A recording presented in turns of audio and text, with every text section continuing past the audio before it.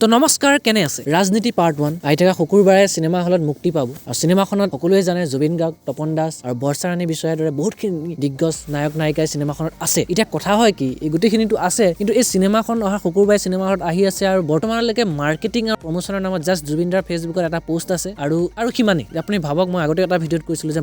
marketing আৰু প্ৰমোচনৰ ওপৰত cinema ভাল হ'ব নে হিট হ'ব নে ফ্লপ হ'ব সেইটো ডিপেন্ড কৰে আপোনালোকে সকলোৱে জানে কিন্তু এটো মই জানো যে জুবিন দাৰ নামতে সিনেমা এখন চলিব জুবিন দাৰ নাম কোৱা লগে মানুহ ৰাইজ সিনেমাখন চাবলৈ যাবই কিন্তু তাত কথা হয় যে তপন দা আছে বৰ্ষা ৰাণী বিষয় আছে তেওঁলোকে নিশ্চয় কিবা এটা এই সিনেমাখনৰ প্ৰতি দেখুৱাবতো লাগে কিবা এটা মাৰ্কেটিং কৰিবলৈ অলপটো প্ৰমোচন কৰিবলৈ সিনেমাখনৰ নামো তেওঁলোকৰ মুখত মই তেওঁলোকে শুনা নাই আচলতে কিয় তেনেকুৱা হৈছে মই একো ধৰিব পৰা নাই আৰু সেই ঠাইতে এটা গানৰ ভিডিঅ'ৰ কাৰণে নয়নলিম দাই এমাহ 15 দিন আগৰ পৰা মাৰ্কেটিং আৰু প্ৰমোচনত লাগি আছিল আপুনি ভাবক মই এইটো পাক একো বুজাব বিচৰা নাই যে তেনেকুৱা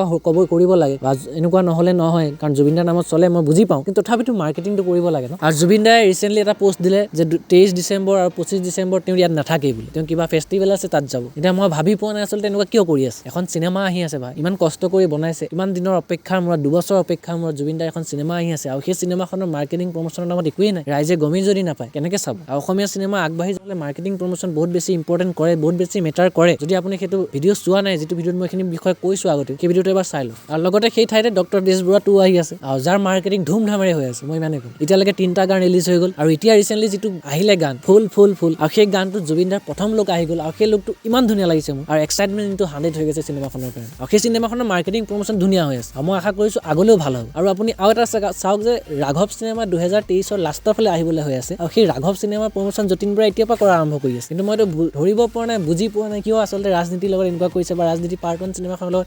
কিয় কোনো নায়ক নায়িকা সক্ৰিয় হৈ উঠা নাই এতিয়ালৈকে কি কাৰণ হ'ব আপোনালোকে কি ভাবে এইটো বিষয়ত কমেন্টত নিশ্চয় জনাওক আৰু শুকুৰবাৰে মোৰ চেনেলত এই সিনেমাখনৰ ৰিভিউ আপোনালোকে পাই যাব তেতিয়ালৈকে চেনেলটো সাবস্ক্ৰাইব কৰি ৰাখক জয় হিন্দ জয় আই অসম